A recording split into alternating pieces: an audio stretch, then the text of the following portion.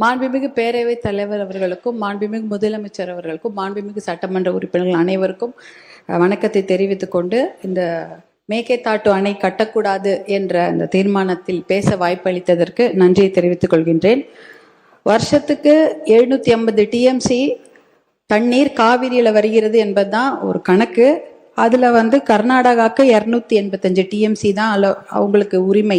தமிழ்நாட்டுக்கு 404 டிஎம்சிக்கு மேலே உரிமை இருக்கிறது. ஆனால் அது குறைஞ்சி பேச்சுவார்த்தையின் மூலமா இன்னைக்கு 175.25 டிஎம்சி, பாண்டிச்சேரிக்கு 7 டிஎம்சி, கேரளாவுக்கு 30 டிஎம்சி. ஆனால் இந்த 175.25 டிஎம்சியை ஒரு மாதமும் ஒரு டைம் டேபிள் போட்டு அவங்க கர்நாடக அரசு நமக்கு தந்திருக்கணும். இது வரைக்கும் வரலாற்றிலே கிடையாது. அப்படி டைம் டேபிள் போட்டு இந்த மாதம் ஒரு 12 டிஎம்சி, அடுத்த மாதம் 32 டிஎம்சின்னு தந்ததே கிடையாது. நமக்கு ஜூன் மாசம் 9.18 டிஎம்சி தண்ணீரை கர்நாடக அரசு நமக்கு திறந்து விட்டிருக்க வேண்டும். ஆனால் கடந்த ஜூன் மாதம், அதாவது இந்த 2026 2 மாசத்துக்கு முன்னாடி அவங்க திறந்து விட்ட தண்ணீருடைய அளவு 2 டிஎம்சி தான். ஜூலை மாசம் 31.24 டிஎம்சி தண்ணீர் திறந்து விட்டிருக்க வேண்டும்.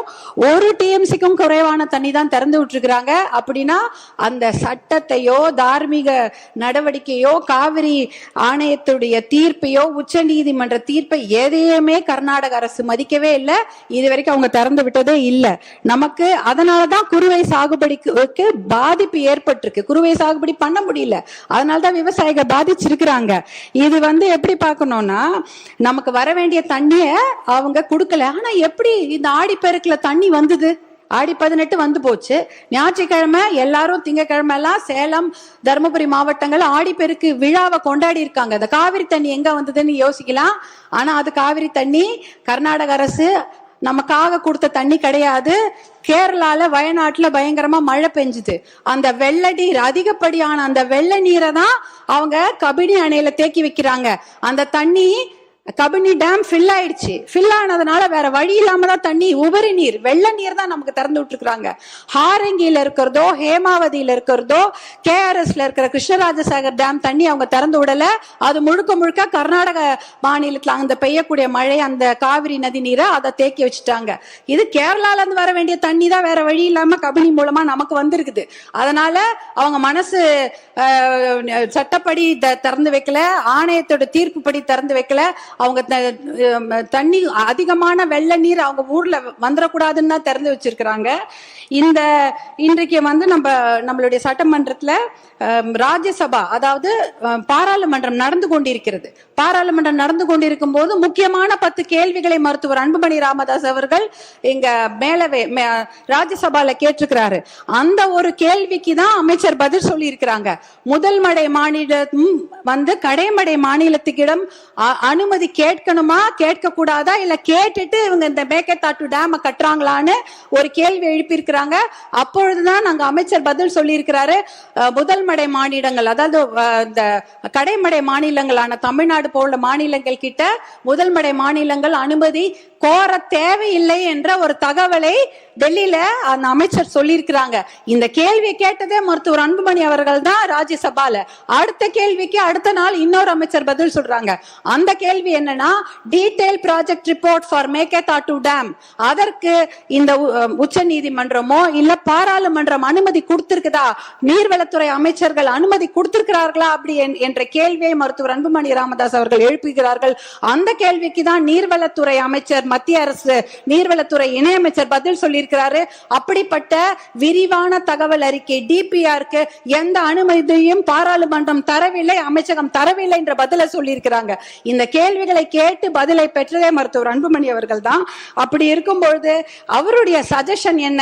அனைத்து கட்சி கூட்டத்தை கூட்டுங்க, ஒரு ஒற்றுமையான ஒரு நிலையை எடுத்துட்டு போய் நம்ம டெல்லியில போய் பார்க்கணும் என்ற அந்த சஜஷன் தான். இன்னும் ஒரு முக்கியமான விஷயம், சட்ட முன்னெடுப்புகளை நாம கண்டிப்பாக செய்ய வேண்டும் மாண்புமிகு பேரவைத் தலைவர் அவர்களே. ஏனென்றால் மேகேதாட்டு டேம் எங்க கட்ட போறாங்க தெரியுங்களா? நம்ம தமிழ்நாடுல இருந்து 4 கிலோமீட்டர் தூரம் இந்த மத்த பிச்சை டேம்லாம் எங்கேயோ தள்ளி 200 கிலோமீட்டர் 300 கிலோமீட்டர் தூரத்துல இருக்குது.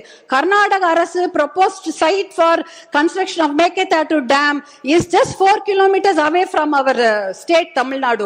4 கிலோமீட்டர் கிருஷ்ணகிரி தர்மபுரி பார்டர்லயே 4 கிலோமீட்டர் கட்டுறாங்க. எதுக்கு கட்ட போறாங்க? ஒரு சொட்டு தண்ணி கூட தமிழ்நாட்டுக்கு வரக்கூடாது. வரக்கூடிய அத்தனை தண்ணியும் எல்லா டேம்லயும் சேர்த்து வச்சுட்டு மேகேதாட்டுல 70 TMC தண்ணியை புடிச்சு வச்சுக்கிட்டு ஒரு சொட்டு நீர் கூட தமிழ்நாட்டுக்கு வரக்கூடாது என்பதற்காக தான் தமிழ்நாட்டுக்கு மிக அருகில் டேம் கட்டுறாங்க. வனவிலங்கு சரணாலயங்கள் அந்த டேம் கீழே போயிடும். 12,500 ஏக்கர் காடுகள் அழிந்துவிடும். புலிகள் சாங்சுவரி இருக்கு. பிலிகிரி ரங்கநாத சுவாமி கோவிலுடைய புலிகள் காப்பகம் இருக்கிறது. காவேரி வைல்ட் லைஃப் சாங்சுவரி இருக்கிறது. அதே சமயம் மாதேஸ்வரன் மலை சாங்சுவரி, அத்தனை வனவிலங்கு சரணாலயம் இருக்கக்கூடிய நீர் வேம்பு நீர் மருந்து மரங்கள் 700 வருஷம் பழமையான மரங்கள்லாம் தண்ணியில போயிடும். நீர் நாய், சாம்பல் நீர் ஆட்டர்ஸ், அப்புறம் மகாசீர்னு மயில் கண்டடி மீனுங்க, 4 கொம்பு மானு எல்லாமே அழிஞ்சிரும். இதெல்லாம் அழிச்சிட்டு தான் மேகேதாட்டு டேம் கட்ட போறாங்க. சுற்றுச்சூழல் பாதிப்பு மிகப்பெரிய அளவில் இருக்கும். இதற்காக சுற்றுச்சூழல் கேஸ நம்ம நிறைய போட்டு இந்த டேம கட்ட விடாம நம்ம தடுத்தணும். 2 ஆப்ஷன் தான் தலைவர் அவர்களே. ஒண்ணு மேகேதாட்டு டேம் கட்டணும், இல்ல மேகேதாட்டு டேம் கட்டக்கூடாது. இதுல நடுவுல என்ன முயற்சி? we don't need the dam, அவ்வளவுதான். no dam, no need of the dam. இதுக்கு நடுவுல முயற்சி என்ன இருக்கு? அந்த முயற்சியே தேவையில்லைங்கிற. மேகேதாட்டு டேம் கட்டக்கூடாது, அவ்வளவுதான். இதுல நடுவுல இந்த நான் முயற்சி பண்றதுல தேவையில்லாத ஒரு விஷயம். அனைத்து கட்சியை கூட்டத்தை கூட்டி கண்டிப்பாக ஒரு ஒத்த முடிவோட நம்ம டெல்லிக்கு போக வேண்டும் என்பதுதான் பாட்டாளி மக்கள் கட்சியின் கோரிக்கை. மிக்க நன்றி.